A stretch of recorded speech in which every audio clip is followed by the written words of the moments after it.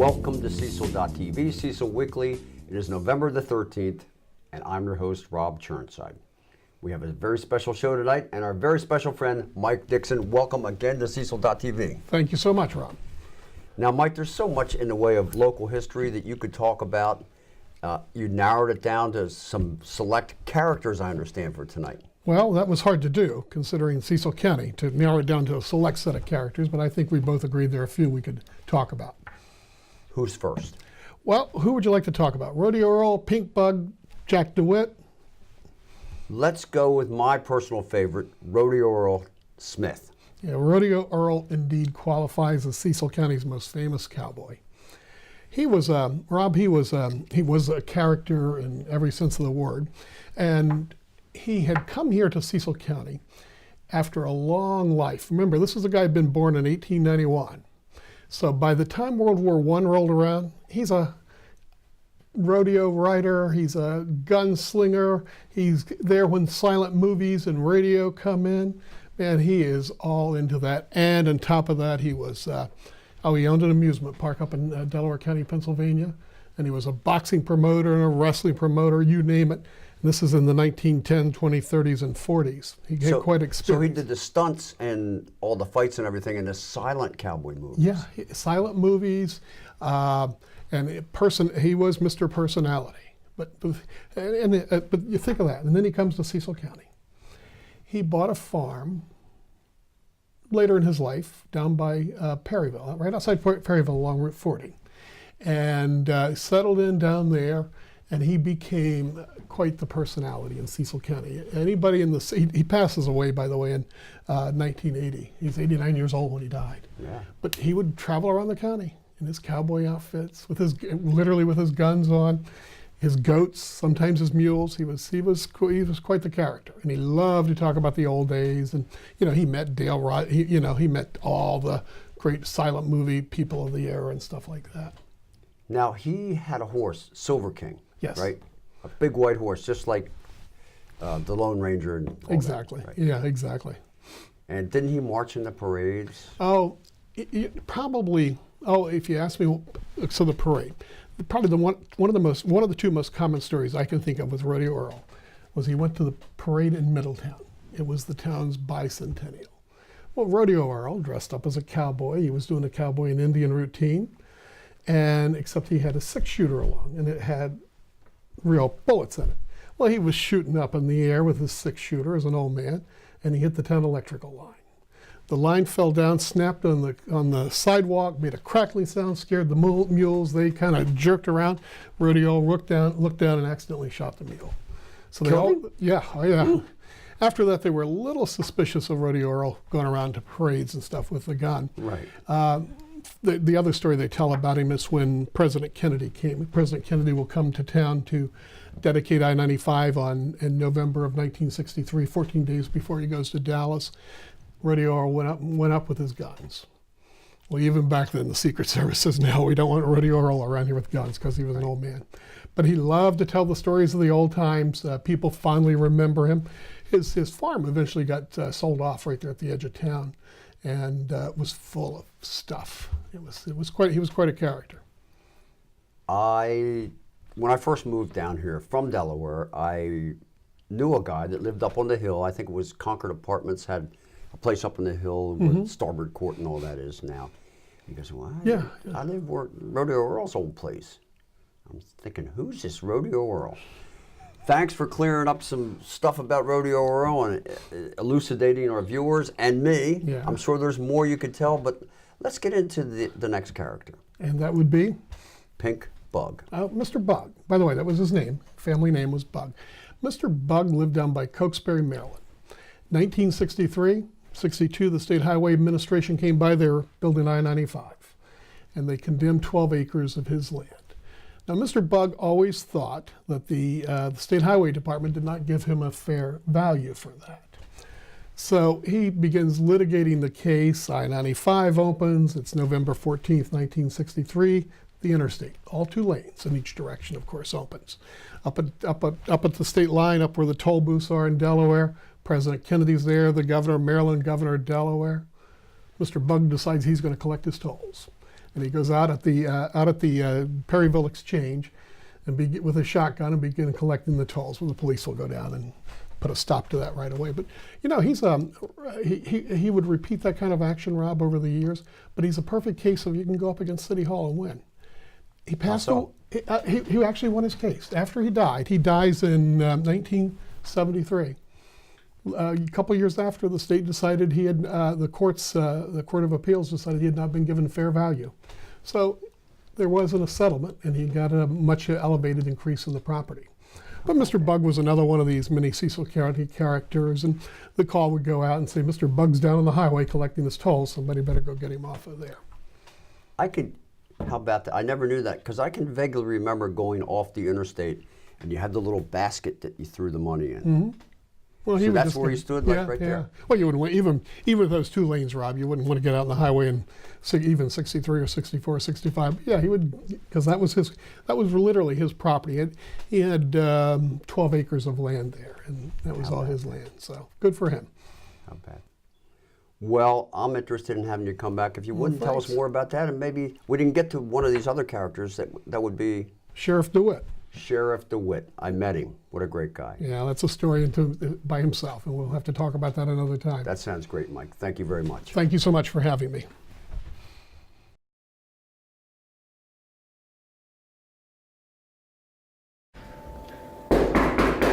Elkton Chamber Alliance, come on in. Hi, aren't you Rob Turnside from Cecil? Rob Turnside, Cecil.tv, and I'm here to participate in Cash for Christmas. Oh, great. I have my little card filled out with my name and address and all that stuff on it, and a receipt from a store. Okay, is it one of the 21 participating merchants that we have? Yeah. All right. I'll get rid of the other receipts. It's American Home and Hardware. Oh, great, perfect. So okay. How does this work? Great, so we have 21 different merchants. Any receipts that you bring in from there are included. For every $10 you spend, you'll get a chance to win Cash for Christmas. So we have different prizes. $500 goes to whoever spends the most downtown. Then we have random drawings for $250 and also for a merchant gift basket. We'll have a couple of those. So there's for every 10 you get a chance, so anybody can win. Wow, and when's the drawing go off? It'll go off on Friday, December 15th at 7 p.m. because we want to make sure that we get the drawing off before Christmas so you can spend your cash for Christmas. That sounds great. I want to get myself some cash for Christmas, so I'm going to start shopping it up. Oh yeah, and if you've already shopped, as long as your receipt is dated from November 1st through December 15th, it's eligible. So if you bought something a week ago and you still have that receipt in your pocket, you can turn it in. So if a person can't come down here to the chamber and turn in stuff like I did, can they also participate online? Yes. A lot of the merchants actually will take these cards as well. If you're turning it in here, we need to see the proof of receipt. If you're turning it into the merchant, they have a section on the bottom that they can just initial and put the amount it was and hold on to that card, then they'll give it to us. So either way. But it does have to be one of the 21 merchants, and you can go on to elktonalliance.org and see that full list. Thank you, Jessica. What a great deal. Who doesn't want cash for Christmas? So come downtown and shop and win.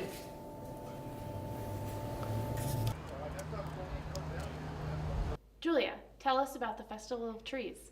Hi, thank you for having me here today. The Festival of Trees is a celebration of the holidays, people coming together to decorate and to celebrate all the traditions that people have around this time of year. And who does it benefit?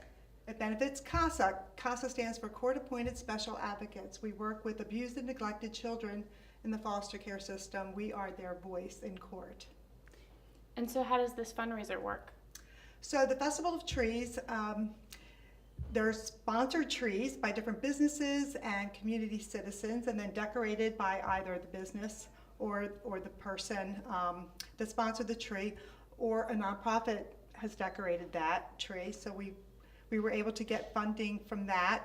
Also, there's a silent bid process that people can come in, look at the trees, and decide whether or not they'd like to take it home. So we're open every Friday, Saturday, and Sunday from 12 to 5, where people from the community can come in and check out our trees and then place a bid. And the silent auction closes on December 2nd. And that's the same day as the Northeast Christmas Parade, is that true? It is. It's a Cecil County parade right here in Northeast. and people can come in. I know that there's thousands of people that attend that parade, and we would love to see them come through here and bid on our trees and take them home to decorate their home or business. So the day that you come to see the Northeast Christmas Parade, you can also come in and bid on a tree.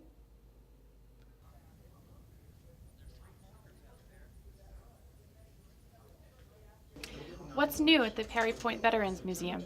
Well, we're happy, first of all, to be opening up the new museum in this gristmill, which was built around 1750. So just walking through the doors is an historical experience itself, to be able to look at the stone walls and to see the wooden beams. Now, this building and the Mansion House that were both built around 1750 are both on the National Register of Historic Places, so that obligates us for their upkeep. And so it's nice to be able to not only keep this old historic building up, but to be able to invite people to come in and to see the history that we have here, a few hundred years. We've been caring here at Perry Point for veterans for 95 years, but our history goes back even further on this land, back to the time of the Susquehannock Indians. We have on display some arrowheads that were found during an archaeological dig, and then we have them divided out. The basement is early on, and then up top is the care of on our second floor is the care of veterans for the past 95 years. So it's very exciting to open up, especially on Veterans Day. Yeah. What do you hope visitors will take away from the museum? Well, it's interesting because our younger visitors, we have some things up on the displays upstairs that they can actually touch and pick up and look at. And I think for them, they can maybe remember stories of whether it's a grandfather or a grandmother who served in the military, of hearing stories of that. For older people, they may be able to look at some of the pictures from the 40s, the 50s, and 60s and say, oh yes, I remember when we did this and we did that. So young and old, something to appeal to everyone, and it's a lot of people that have contributed toward putting their own personal experiences toward the museum, and so that's been fun. It's been great. That's really cool. And what are the hours of the museum? When can people visit? Yes, so we are open on Thursdays from 10 a.m. to 2 p.m. and the first and third Saturday of the month from 10 a.m. to 2 p.m. Now, we are relying on volunteers to help us run the museum. So if anyone is interested in becoming a volunteer, they can call me at 410-642-2411, extension 6071, and we can get them signed up to become a volunteer. We also have opportunities throughout the campus and throughout VA Maryland healthcare system as well. Great, thank you. Thank you. And now for our musical guest from Harford County and the world, welcome Jes Arms. Jes, welcome to Cecil.tv. Thank you so much for having me tonight. Well, it's a pleasure. I saw you perform at Independent Brewing Company over there in Bel Air for Halloween, and you had a bee costume on. I did. I absolutely adore Halloween. I love dressing up. I dress up for Halloween multiple times. I've actually even worked at some of those haunted trail places, scaring people. Really? Yeah, I just really embrace the spirit. It's a lot of fun. It is a great holiday. Yeah. Now we're moving into Thanksgiving, and you're going to be in town. You tell me that you travel a lot for your job as a scuba Instructor? instructor. Yeah, teaching scuba diving. Yes. So people get in the pool and you show them how to work all the apparatus and... Yes, exactly. Yeah, we show them how to work all the equipment. And then along with that, just knowing how to handle themselves in situations for safety and self-rescue, knowing how to work the buoyancy, because you're in this 3D environment. You kind of need to learn how to get around, how to check with your buddy to make sure the people you're diving with are safe. And, it's really cool. We do a whole variety of courses, all the way from beginner to advanced courses, going deeper or diving at night, and even rescue diver. So it's really cool. I love it. So you do that and you travel the world. And you were telling me that you sometimes pick up a guitar wherever you are and play there. Yes, that is part of the package wherever I go.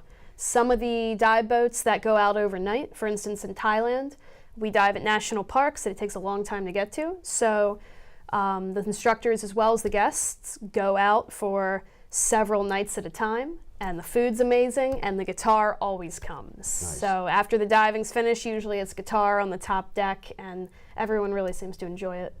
Oh, I'm sure they do. They're on vacation mostly, right? Oh yeah, a lot of people, yeah. There you go. That's a good thing. So You go to different countries and you probably hear their music as well. Exactly. What's kind of the coolest music you ever heard in all your travels? Oh my gosh, the coolest music I've ever heard. I do have to say, kind of the Latin Caribbean sound is my favorite.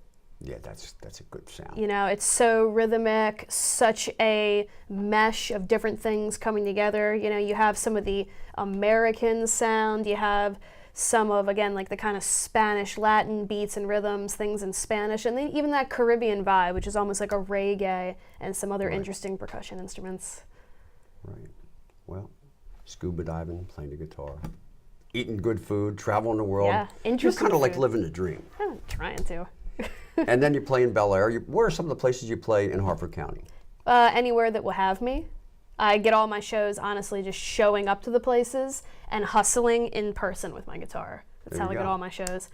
So some of them that have been quite successful are Independent Brewing Company. I love those guys. They're really supportive of local music. Well, Yes. they've hosted both of us. Yes. Falston Barrel House, Naughty Dogs, Della Rosa's Tavern, all just like local places that Anywhere support on this their side local of the music. river? Actually, no, I have not played on this side of the river. Well- I'm interested if anything's available. Well, we're looking forward to hearing some of your original tunes tonight, having you play. Of course, it'll be on our show, so maybe you can refer people to that. Very cool. Thank you. So what will you be playing tonight? What kind of music?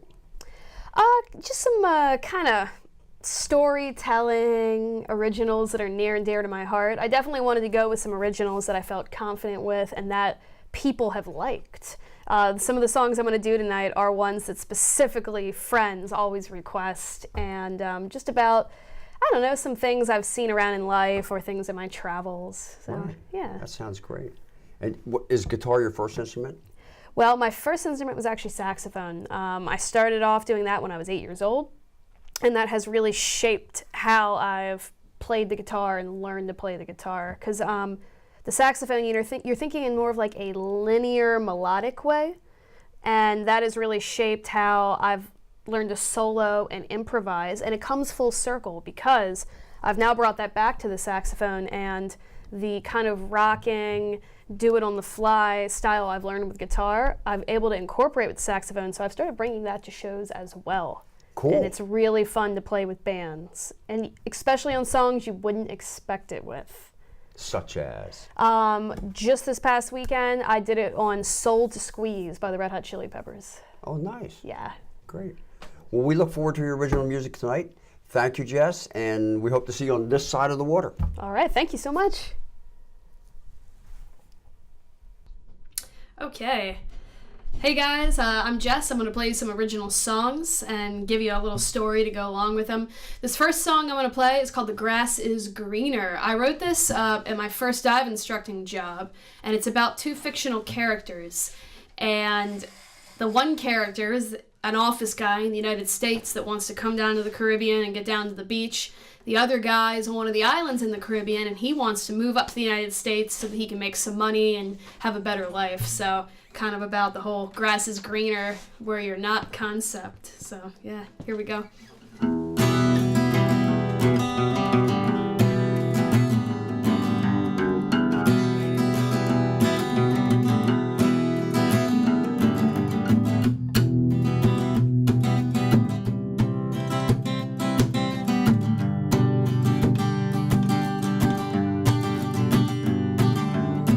Slipside to the Gulf Stream, I know south is where I gotta go. I gotta get outside and photosynthesize my soul. There was a time when I used to tend bar at night, so I think in the islands I could do alright. And this ties and noose upside down, yeah, it's gotta go. And he's looking for a warmer place where the sun shines on your face. And the weather is great for 100 days a year, and the water's aqua blue. Stir something inside of you. And sand is soft but moss of all I hear, that the grass is greener.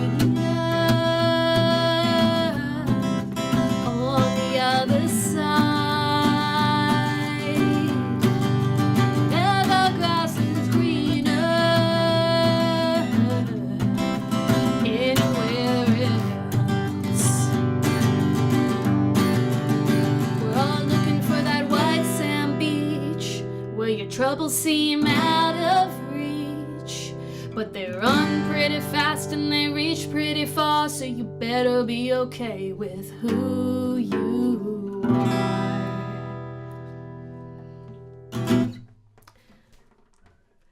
Okay. Yeah. Next song I'm going to do, guys, this is called Lips on the Bottle. This is a personal favorite of a lot of my friends. And what that reference means, Lips on the Bottle, is I was just kind of having fun. And it means, you know, like, oh yeah, you know, share my drink, let's just be friends. It's just about kind of embracing differences and accepting people for who they are and just having fun in life. So yeah, this is Lips on the Bottle.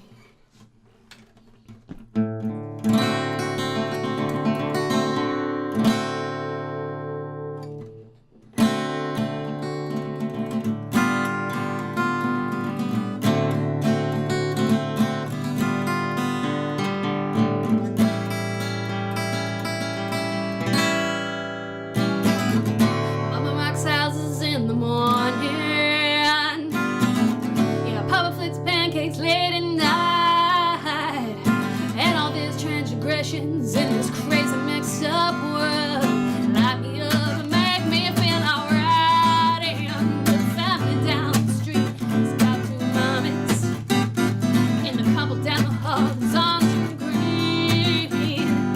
And if you engage in this mindset of illusion, we could have a world we've never seen. And you can put your lips on my bottle, you can sink your teeth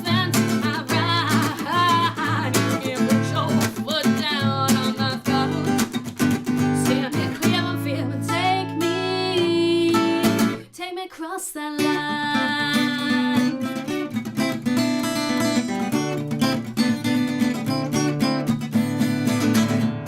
Now I'm sitting here spinning backwards, thinking of answers in my mind.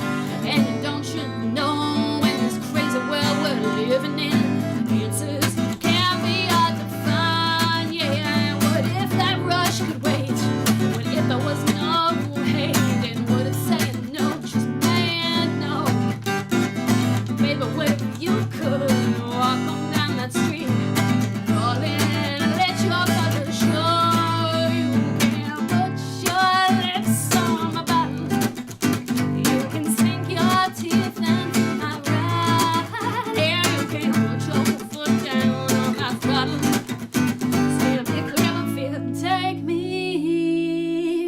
cross that line.